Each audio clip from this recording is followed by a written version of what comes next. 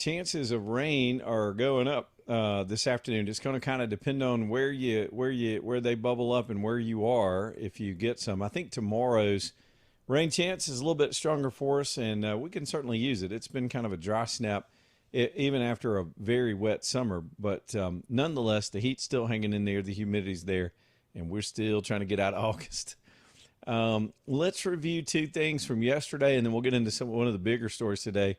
Is this Meta settlement, and I'm a little cynical about it, and I'll throw some of that cynicism shade at the deal here in a minute. But I guess it's a good thing in some ways, but it's not the headline. When I first heard the headline, I went, well, good.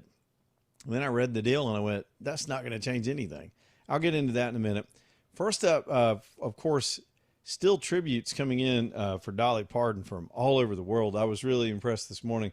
I saw one of these British military bands with the big, tall, fuzzy hats and the horns playing 9 to 5. All of the other tributes from other celebrities going around, and it just continues today. We won't probably turn the whole show into it, but you can tell I've not heard anything negative, especially from anybody with any credibility about this woman and her life. And just a reminder, actually stole this from a meme today, but I will let y'all know that women for the next 2 or 3 days are being encouraged, AJ, to not wear bras. That is an effort to wear your boobs at half mast for Dolly for the next several days. Just making sure everybody's aware. So y'all spread the word. Totally stole that, but I thought it was funny. Let's see what else we got. The bridge, they did get it open last night, at least on the 65 side. We kind of figured they were working. And hats off to the DOT and the people that got out there and got the injured out of the way and managed to reroute the traffic. That was a traffic load and a lot of extra work for cops all over that area to try to get people smoothly through there. And they've got 65 back open at least. I think maybe part of it's one lane maybe shut down as they're continuing to start to do. They'll immediately start the work on the bridge itself. It too will be greatly affected, even more so than 65 as we go along. But boy, those were the two big stories yesterday. Today's big story, and let me just dive right into that, is this big settlement with Meta. So when it first came across, it was huge breaking news. Every outlet went to it. I think it was $17 billion in money, which, y'all, that's nothing to a company that size in terms of any kind of recompense or punitive damage. So I thought, well, maybe if the money is not that punitive, because I mean they could spend that on a couple of data centers. I'm not even kidding about that. So so I thought that's not a big deal. I can't remember what the tobacco settlement was, but it's a very similar kind of approach to these lawyers. And I'm just going to break it down into English. There'll be some outside counsel firms involved in this stuff that are going to make bank off this settlement, and then the states are going to get their piece of it. That's exactly what happened during the tobacco cases.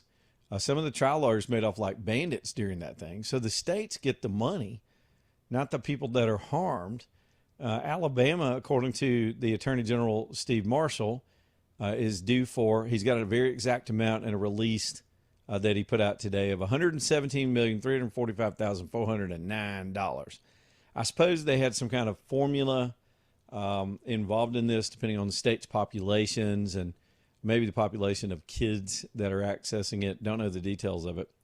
So I think it includes 47 states, 29 sued, but 47 had made other claims. There was about to be a cavalcade of other suits that were forthcoming if the precedent was set. Let's think about it from Google's perspective and Meta, I guess. Meta and Facebook and Instagram is really what we're talking about, not Google. So from their perspective, they didn't want a verdict. They were never going to allow this thing to come to a verdict because a verdict against them opens up even more. It's like I heard somebody today say it's like ringing a dinner bell for lawyers and lawsuits and other cases beyond the states that got involved in this. And this was a bipartisan set of states that wanted a piece of this action. Here's what the tobacco settlement was: a money grab. And it didn't greatly affect things. I mean, that back then they were pissed because Joe Camel was seductive to children. How innocent. They thought a cartoon camel made children want to smoke. You know what makes children want to smoke? Rebellion, defiance, temptation, all the things we went through growing up. And the internet algorithms and the social media platforms are very similar. They're doing damage. They're doing intellectual damage to these kids, social damage to these kids. And the kids are willfully participating in it.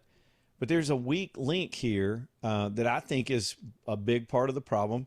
I'm going to say some very harsh things and some tough love. I hope parents will take this the right way because I'm still seeing it. I saw it with my kids. I'm seeing it in different generations that are coming along and the addiction that they have to this technology. So I'm going to spend just a couple of minutes on it. We can talk about many other things on the show today, but this is getting a lot of information, a lot of headlines. So my first note is $17 billion is barely a slap on the wrist to this company. I mean, it is a pimple on the ass of this company. It just is. It's not, sounds like a lot of money. And, you know, naturally politicians are going to put out, we got $100 million in Alabama. I'd be curious as to how much of that gets paid to legal firms that were involved. And then what's the state going to do with that? Hell, Alabama could spend that much on a poll. I'm kidding. That's an APT inside joke. I'm going to talk about that later. I haven't given much discussion on the APT story, but they can blow that money in about 2 days. Also handing it out to their patrons that got them elected. So the money amount's not impressive to me. So what are the changes? So I had to dig a little bit into it. I'll pull up the Attorney General's news release on what they're requiring this company to do to help parents out. Now, hear what I'm saying. I'm not saying any of this is bad. I'm saying it's not enough. These things will approach the issue. It'll force these two companies to tap the brakes. But as technology changes and the generations come along, this is going to be moot. Most of the stuff technically will be moot as things get developed. But here's what we're understanding. Here's a bullet point from the Attorney General's office. So they're calling it a hard cap and a daily time limit on kids using social media. Apparently, the way I understand it, in those two platforms, in Instagram and Facebook, there is a combined, it means all day, 2-hour limit for the kids that are subscribed to the technology. Now, I don't pretend to know how they're going to qualify the kids, even though social media knows your thoughts nowadays. I don't know how they're going to stop a kid from having a fake identity or pretending to be an adult and getting around this system. I don't know what their verification will be. But let's assume they've got that right. Let's assume, unlike our government and our elections, they actually check the identities of the kids that are using these platforms. They've got this sort of built-in algorithm that'll limit the kids to 2 hours. But then I read this little line. But there's a parental override that'll let the kids have more than 2 hours on these platforms. There's the big wide door you can drive a truck through that the kids will use to get around this nonsense deadline. And how do I know that? Because if parents nowadays had the discipline to discipline their kids at all, because we've just lost control as parents in this society, you wouldn't need Meta to put a 2-hour limit. The parent would put a 2-hour limit. So when these little kids that are dying for attention, and I see parents do it all the time, they don't want their kids not to be in the cool club. They want them to be able to socialize. And I get that. There's some part of that that's kind of loving and supportive, but it's deadly. It's dangerous. It's stupid. You're just exposing them. It's like, here, Sally, go out in the world and expose yourself to a bunch of pedophiles and perverts on social media. Yeah, you can have another hour. And why is the other half of that equation? Man, I'm up to my eyeballs in cynicism over this. Because mom is over there addicted to TikTok her damn self. Where do you think all these crazy ass women that think it's okay to kill your kids are coming from? They have been indoctrinated with fake facts over a murder case, convinced themselves of every conspiracy theory in the book. They're spending all their time addicted themselves. They're not going to waste time pulling themselves away from their addiction to go monitor their damn children, which is what their job is as a parent. And so when the kid comes whining that their time is up, they're going to give them more time. The problem starts with parenting in the first place. Now, there's some well-meaning parents that try to do their best with this that could use the assistance from the technology, so it puts a time limit on them, and maybe they can also be strict and keep the time limits intact. If it were me, if my kid hit the limit, you hit the limit. If it were me, I might just get my kids off of it. But this also involves the devil itself, which is Snapchat. It says these limits take effect, and they've asked the other platforms, Meta's coming at the other platforms and asking them to adopt the same thing. Why would Meta do that? Because they don't want to lose business. The kids, if limited on, say, Instagram and Facebook, most of the kids aren't even on Facebook anymore. They're just going to quit going to Instagram and Facebook, and they'll go to one of the other platforms to send pictures of themselves naked at 3 a.m. while the parents are asleep. And unless all of the technology companies do this, there's always going to be an end around. If you ask me, so now they're asking Snapchat and TikTok and YouTube to abide by the same terms, and we haven't heard from those companies yet. They've got this thing called nighttime blocks, which I think would be effective if it is enforceable and identifiable from midnight to 6 a.m. Kids don't need to be on their tech anyway. Y'all, there are parental controls on your Wi-Fi systems. Most systems have this. If parents wanted to implement this, they just lock out their devices at home anyway during that time. They can't get on any of the internet. And just like the other rules I just described, if they're locked out on one platform, they go to another platform. These kids are talking to each other on Roblox. They're talking to each other on the gaming platforms. They've gone to their platforms out there I don't even know the name of. I don't even know exist. That they're all, and they'll secretly gang up at school and say, hey, let's all switch. Remember when we had CB radios, old people, and everybody was on channel 8, and you'd say, go to channel 12. Everybody just goes to another channel if it gets crowded. That's exactly what these little punks are going to do. Limited school access time for children. They're trying to eliminate push notifications during the week between 8 and 3, so the kids aren't sitting there in class getting notifications. Look, the schools that have had a no cell phone policy are seeing improvement in their kids. That's up to the schools to also pile in. That's up to the parents to not send the damn phone in the first place. I know it's a lease. I know you can communicate with your kids, but you're trading, just like some of this other technology, you're trading convenience for damage to your children. And that goes back to us as parents. We're screwing up right now. And what they've agreed to in this settlement, I don't think is going to change much of anything. It's a good step, but it's a baby step. The states took the money and ran. The states had these companies against the wall. They had them in, 4 days of testimony in court. All this stuff was coming out in the public, headlong toward a verdict. A verdict would have been much more impactful on this company than this settlement. People are going to forget the settlement in a few days. These states can blow this money in 24 hours. And the kids are going to find an end run around every one of these changes. So I guess we can celebrate at least the problem is being discussed in public. But if I had to guess, the states caved. And they took a deal just to get the money, which is the same thing they did with tobacco. Pretended to slap the social media companies on the wrist. Oh, we were tough on them this time.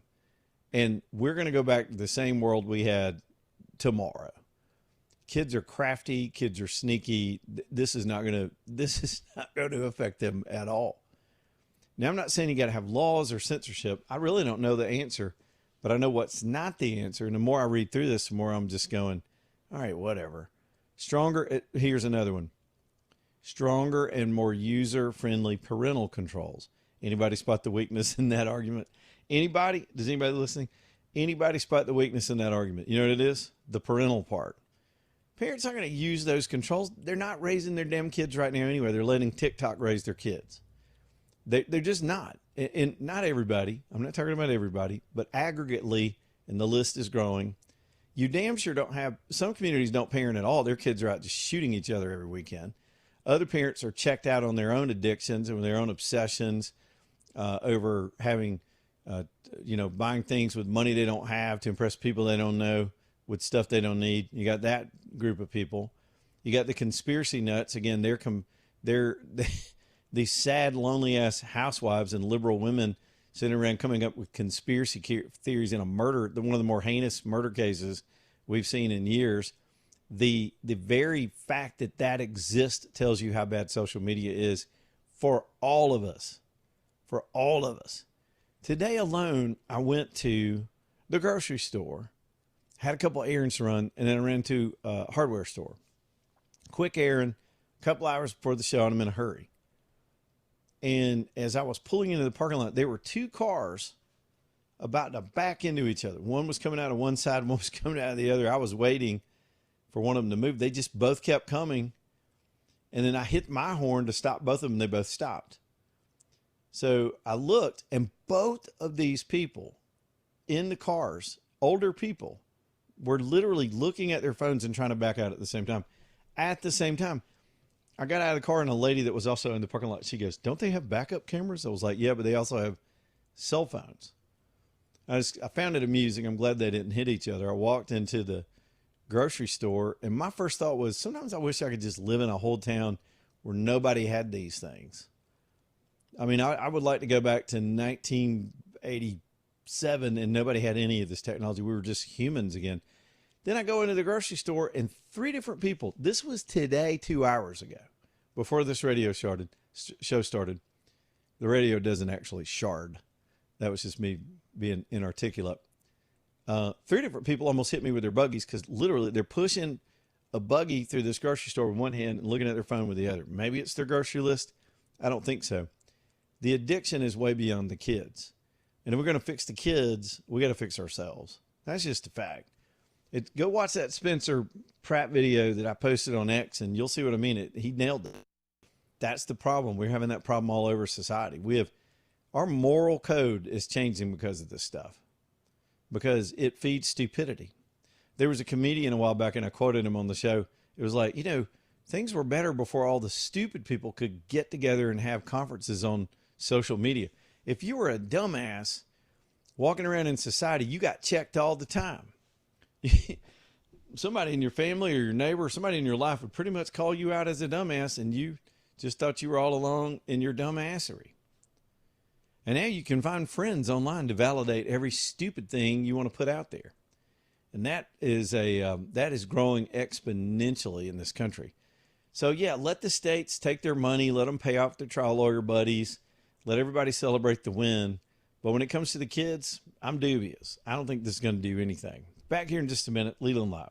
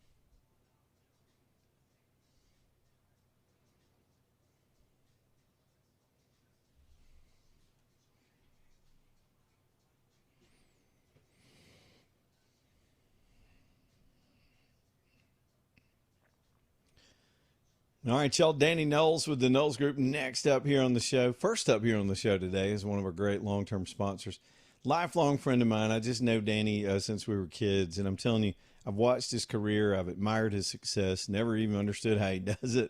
Never would have in a million years when we were growing up thought Danny was going to become a whiz financial advisor. But there he is with his sons now grown men themselves in the practice. I love two generation businesses where the kids want to do what the parents do and keep the family name going. That stuff, that's what really built this country. It's what built this country. We come up with all these stupid phrases about what built the country. It was people working hard and passing along knowledge to the next generation and keeping these things going for us, because we need businesses like this. We need financial advice, especially for long-term planning. This isn't a casino stock market style investing. This is strategic. It's smart. It's designed to sort of override all the crazy great days and all the lows and keep your money on that steady trend line that the market generally produces, even through the down times. So it'll be there for you and your money can work for you one day instead of you for it. Let Danny sit down with you and see what you think. We had a guy in tears last week, and I'll never forget this phone call. He didn't have much. He described his occupation, and he didn't think he'd ever have enough money to retire, but the Knowles Group figured it out for him. They showed him how his money could produce more than he ever imagined for him, and he was so thrilled. Let him sit down with you. Y'all see if it's a good fit. It's the KnowlesGroup.com, N-O-L-E-S, the KnowlesGroup.com. Let's talk about the APT scrap. It's getting a lot of volume nowadays, and I'll give some quick thoughts on it. From the beginning, though, y'all know my position on public funding of any kind of media. There's no place for it in the modern world. There's no sponsorship is the same as censorship. Y'all with me? Spread that around. It's the same thing. It's government deciding what ought to be programming, what ought to not be programming, what ought to be truth, what ought to be entertainment, and if you're censoring, what shouldn't be entertainment. We don't need the government involved in that. These programs can continue on with private sector funding. They can find their own funding. Nobody's after Big Bird. It's a principle of the thing. And yes, they do have a complete left-wing bias, but we'll even set that aside for a minute. So Alabama Public Television is trying to make a decision about its association with PBS and its programming, which with all the funding that we put into APT, PBS provides most of the broadcast day. Sometimes they act like they don't need it, but then they turn around and know they need it. So the board is trying to decide about future programming. They decided to do a public poll, which is completely unnecessary, but they decided to do it. And then recently canceled the meeting that was going to be had, I believe, to execute this poll. My problem is this. Let's set all that aside. That damn poll, based on what I was reading about it when they first proposed it, and it's a pollster I've actually used and worked with in previous campaigns in life, was $47,000. That's not, there's no world where a simple poll of TV viewers in the state of Alabama should cost $47,000. It would have to be an anal probe of every watcher to know that much detail to cost $47,000. Somebody's paying somebody off down there. Somebody's getting a sweetheart deal, and it's not right. Back here in a minute.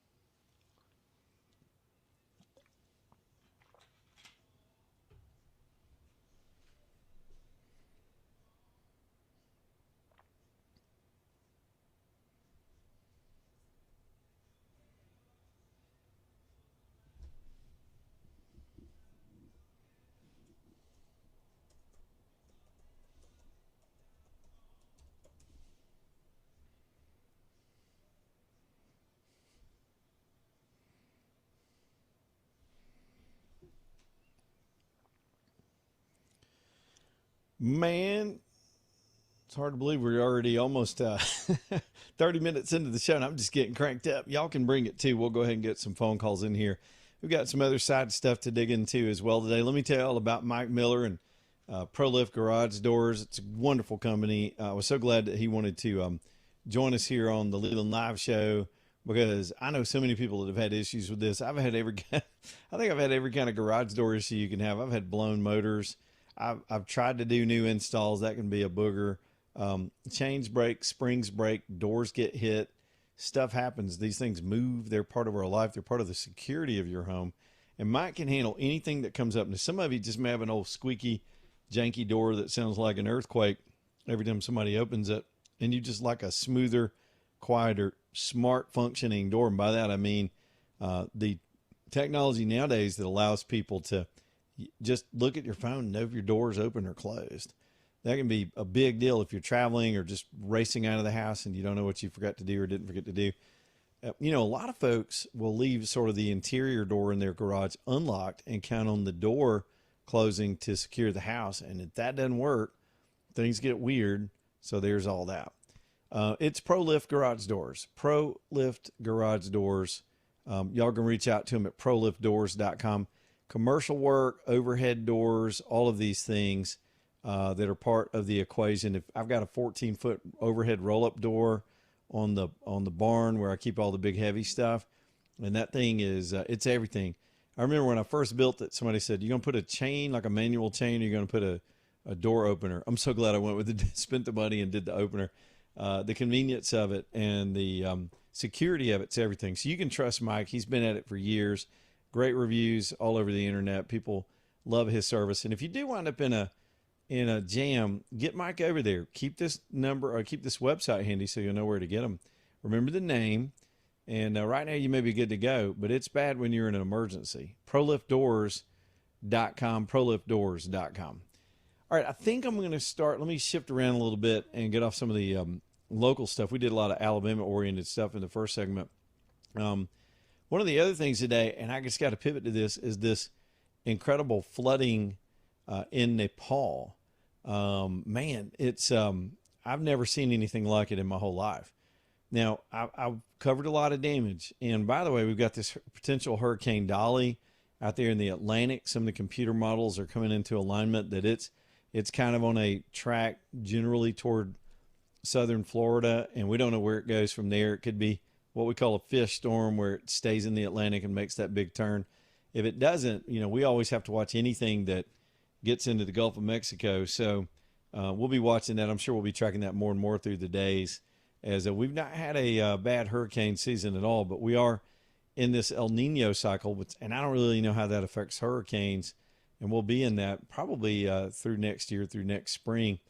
So we'll keep an eye on that. One of the worst storm I ever covered with just plain old, where the power of nature, outside of some some tornadoes that are very concentrated in their damage, but the most widespread damage I've ever seen was when Hurricane Andrew hit in 1992. I have a lot of emotional connection to that storm because I got involved in some relief efforts with my father, and it was one of the last things we did together before he died. I had a brand new baby. It was a very formative time. But we get down to South Florida to take relief supplies. We had a 15-truck convoy with police escorts, and it was just humanity, man. Everything was flat for miles. You couldn't even navigate because all the signs were down. In those days, we didn't all have GPSs, and that was one of the more shocking things I've ever seen. Then today I get up and I watched this video, and I kept seeing headlines on it. I thought, well, it can't be that bad. It's just a flood. This wall of water comes down out of these mountain valleys, and this wall has to be, I'm telling y'all, it was like 200 feet high, and it wipes out whole towns like they just weren't there. Literally like they were toys. Whole span bridges just getting ripped completely off, and this thing moves. So I was like, how does that even happen?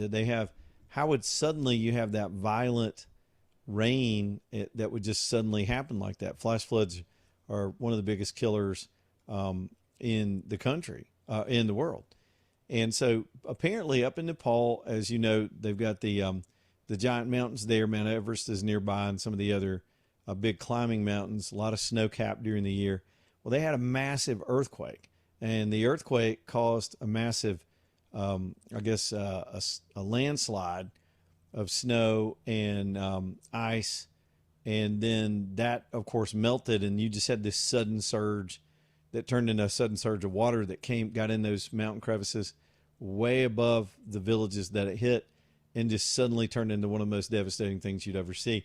Hundreds of people are dead, missing, just breathtaking video of people running from it. What's fascinating to me when I watch how humans react in an emergency situation, I was eyeballing this video. A lot of overhead cameras in this part of the world up on, I suppose, towers, or it's a very hilly region with a deep, deep valley. And some of the people were getting they put out a warning. There were people blowing whistles, but folks instinctively were trying to run from it by running along roads. Does that make sense? They were running along walkways and pathways that weren't really getting them up higher in elevation. Some of them, there's no way they could have made it anyway. There was nothing. The minute that water came down through there, they were dead. There was no way for them to get away from it. It was too much, too fast. That was just literally wiping out everything. But people's instincts weren't to just climb the hills, say by hand, up the side of those mountains as high as they could go. They were trying to take their known paths down little side streets that were actually making them go parallel to the water instead of away from the water. And I don't know, that made a statement to me, I guess, that sometimes we think we're doing the right thing. It's like when they say pilots that get in trouble that try to go with their instincts when they got their hands on the controls will want to pull back when they're when they're losing airspeed, and that's the exact wrong thing to do. Sometimes your instincts can lie to you. It was sad to watch people having to run from that chaos like that. But anyway, there's your update on that. Let me see what else is on my list before we get too far down the road. Let's see. Blah, blah, blah. We talked about the Meta trial. Oh, and while we're doing nature things, we've got an eclipse that's a lunar eclipse that should be able to be seen tomorrow night. I think the worry is going to be cloud cover because we've got some building storm type situations tomorrow that could get in the way of us being able to see it. But we should be able to see a pretty good percentage of this eclipse around Birmingham, most of the state of Alabama. It's a lunar eclipse. Those are always more fun than trying to stare at the sun. And it's kind of late tomorrow night. It's kind of a slow rolling thing too, if we don't have too much cloud cover. One of the other things on my list today too, and I meant to say this right off the top when we were doing our review of Dolly's passing, Tim Curry passed away. It took me a second to realize who he was when I saw the headline today, because I just could not have, if you'd have chased me down the street, I couldn't tell you who the actor Tim Curry is. But then I saw his face and recognized him from some movies we've all seen, the worst of which has to be the Rocky Horror Picture Show. Have you ever seen that, AJ? Has anybody ever drug you to that thing? I remember watching it on TV once. It was like on VH1 a long time ago. Oh God, it's the worst thing I've ever seen in my life, and that's the point of it. It's supposed to be cheesy and fun, and I just can't nerd out that hard. But he did that transsexual from Transylvania thing, Yeah, where he was a tranny and a vampire, I guess. I don't know, and he sings the song, which he's adored by all the people that love Rocky Horror. For that role, and he played it in one of the movies. It was the first one, I think, or the first. The earlier, yeah. And then of course he was back Home Alone 2 or something, which I never saw. I got drugged to Rocky Horror, man. Not drugged. I was a young, stupid freshman in college, and I met a new group of friends that lived in my apartment complex. And one of these chicks goes, "We're all going to see Rocky Horror. Want to go?" And I was like, "Sure." I was down for anything. I was new in school. I just wanted to meet people and go do all the fun stuff. So we go in there. I've never seen it. I wasn't ready. There was a place down in Auburn called the Movie Pub. And it's all been torn down now. They've got the kids have all their bars and stuff in that area now downtown. And it was a movie theater. It was an old janky movie theater, but they would serve beer, which was novelty in those days. So college kids, of course. I also saw Jay Leno there and saw him do his comedy routine and got to hang out with him not too long after this in that same place. So these people are, I say, what time are we leaving? They said 5:30. And so I get dressed. It's the 80s. So I'm pretty sure I threw on a cable knit sweater and splashed myself with some Brute 33, did my bangs and my wings and went downstairs. And I walked out in the parking lot, dude. They're dressed up in costumes, like they knew what to do. I'm like, who wears costume? I thought we were going to a movie. They say it is a movie. So I said, all right then, okay. So I mean, back in your day, they were dressing up to go to a movie. Back in my day, no costumes, like weird costumes. So one of them's got a bag of toast. I was like, what's the toast for? He goes, oh, you'll see. So we get in there, and so the audience, as you know, acts out the scenes with the characters up on the screen. They get up and sing the time warp, and there's some part where they go, I propose a toast, and everybody throws toast at the screen. AJ, white people. I don't know what to do with them. They were, honestly, I just remember they did something similar to that. There was like a scene in a movie, and I think it was like popcorn or something, and everybody started throwing it inside the movie theater, which is, I'm like, oh, okay. So if you're theatrical and you're into that and you like musicals and weird people, that's your jam, man. That is your jam. I couldn't get out of there fast enough. I thought I was rethinking my whole life choices. I was like, maybe I just need to change schools. These people are weird. So it's not my cup of tea, but I hope y'all enjoyed it. But he was very much the center of that movie. So anyway, my point was this dude picked a bad time to die, because I know he was huge in a way. He was a big star, did a lot of things that he's noted for. But then Dolly had to go die the day before. Nobody cares about some Tim Curry. I'm sorry. Dolly was a mega international mega star. Poor old Tim Curry had to get in there with that. Is that going to make three? Is anybody going to call here and say, they happen in threes? Because we had this Hayden Panettiere last week, and then Dolly, and then this guy. Not three people you'd normally put together, but celebrities nonetheless. Died for different reasons, too. Crazy stuff. All right, just shoved all that in there. That's my whole list. I think I'm out of stuff now. We're going to dig up some fresh stuff as we roll through the afternoon. Y'all don't want to die of skin cancer. Let me be real with you. Skin cancer can be deadly. Melanoma can flat take your life. Now, there are other forms of it that aren't as dangerous or even definitively cancerous, but still forms of this. Cancer is a lot of things. Skin cancer is even a lot of things. But you need to know, and I'm telling you, it's the easiest doctor visit you'll ever spend outside, say, a wellness check, which I did this week. We just kind of sit there and talk a little bit about how things are going. In this case, not invasive at all. They just look you over and with their very trained eyes at Southern Skies Dermatology and let you know how you're doing. It's good to get a good, clean bill of health. Some of you will get an assessment based on your damage, your family history, your current skin condition, your age, all that comes into play. There's so many different factors, but that's why they're the experts that can tell you, hey, you should come back a little bit more. We're a little concerned about this, or you're good to go. Just go live your life. We'll see you in a year or two, all the way to people that have had it and need to be more vigilant. You've got genetic predisposition to it or did a whole lot of damage back in the day. What's good is we have a mega practice, a nice practice that's devoted to this and only this. And I love that because it's so important to us to stay on these things. And the older I get, the less stubborn I get about these things. So y'all go do the checkup. Take that stubborn spouse or partner of yours and y'all go take care of each other. Get this off your list. They may find something that could intercede on something much worse down the road or give you the all clear. Both are good news. It's SouthernSkiesDermatology.com. This is all they do is find and remove skin cancer. SouthernSkiesDermatology.com. Back here in just a minute.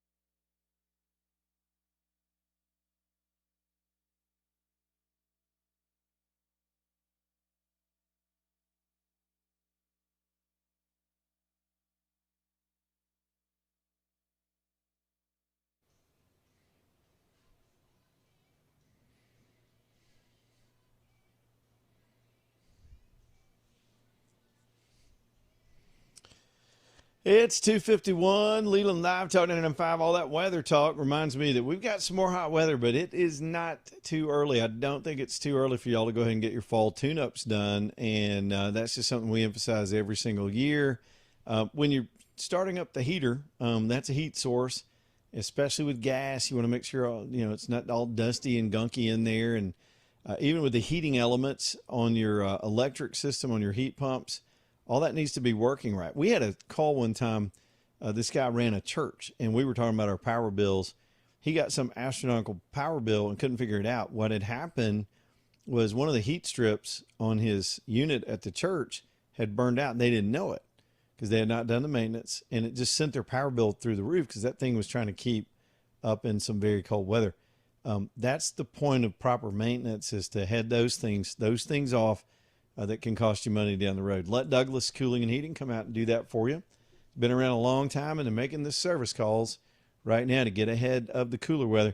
It just makes me happy to think about the cooler weather's on the way and actually flipping to the new season. And we're closer to it than you can think. It's calldouglas.com, license number 2017181, calldouglas.com. Let's go to Amanda over here on line 2. We'll start grabbing some phone calls real quick as we work our way toward 3 o'clock. Amanda, what's on your mind? Hold on, I got to park.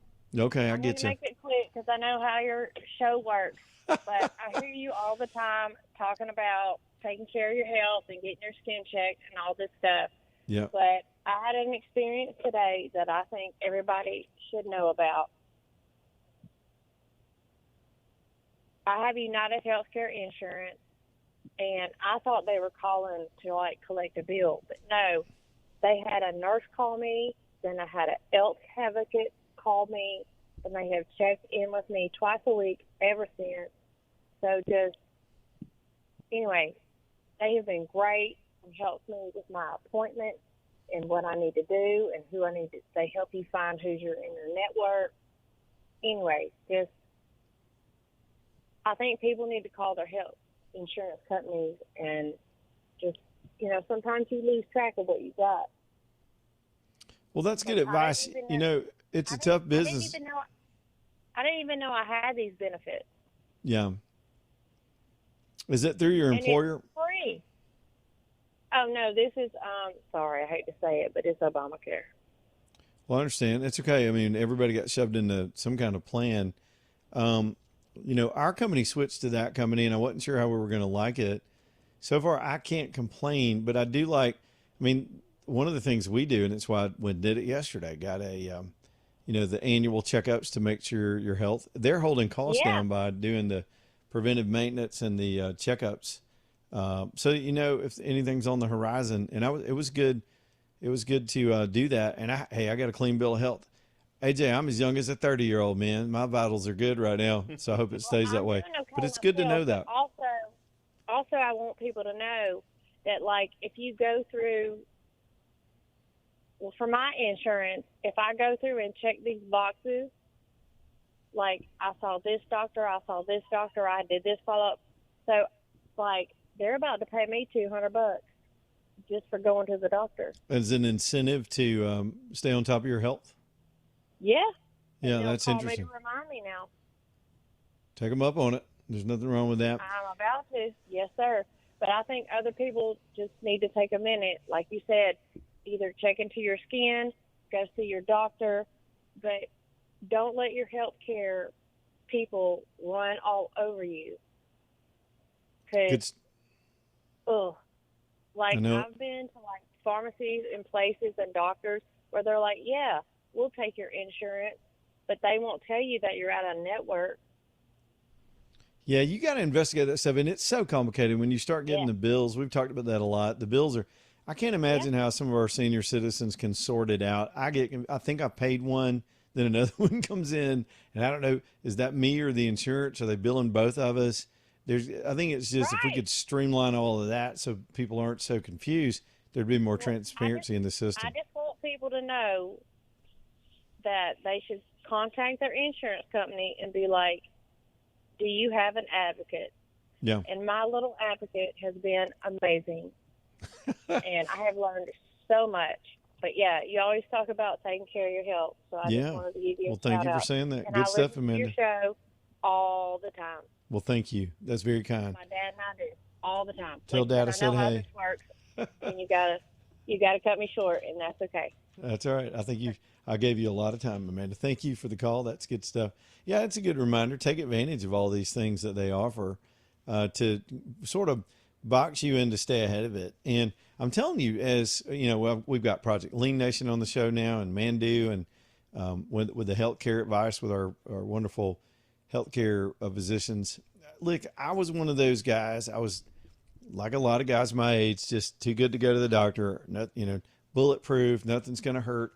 Me and my buddy, we had dinner Saturday night. It was us and our spouses, and we went and hung out. And I should hang out with him more. We grew up together and we're just best buddies through high school. And but we're the same age, and we started having this old man conversation about us and a couple of friends of ours that have had things break. Like I just completely ripped a bicep. Another friend of ours was trying to work out with the young guys and tore out his shoulder. You hit an age where reality tells you, all right, you're not 25 anymore. Be smart. And you get wiser. You actually do better. And you just could, things can happen. And you don't have to do that out of fear. But I think it's always good advice to drop your ego. And if you've got people in your life around, I wish my dad had this philosophy. He died at 47 because he just would not listen. Here's a guy who had heart issues and diabetes and these other things that he just wouldn't stay on track about, and it took him away from us way too soon, just as he was mellowing out and had become a grandfather. So I keep that in the back of my mind all the time. I guess there's some little bitties running around that want us all to be here for a while, and you've got to do these things. Preventive maintenance on your house, on your health, on your car, all of that stuff.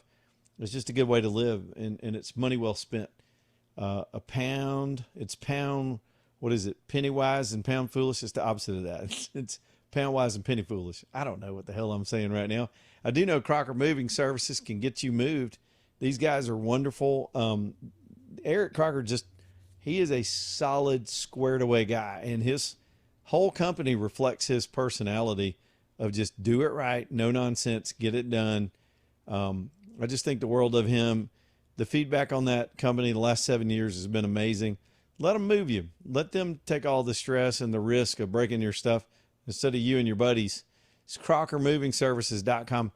2-hour rate, so they come out and do a quickie project or move you across the country. CrockerMovingServices.com. CrockerMovingServices.com. Hour number 2 on the way. Here's the 1819 news. Y'all stay tuned.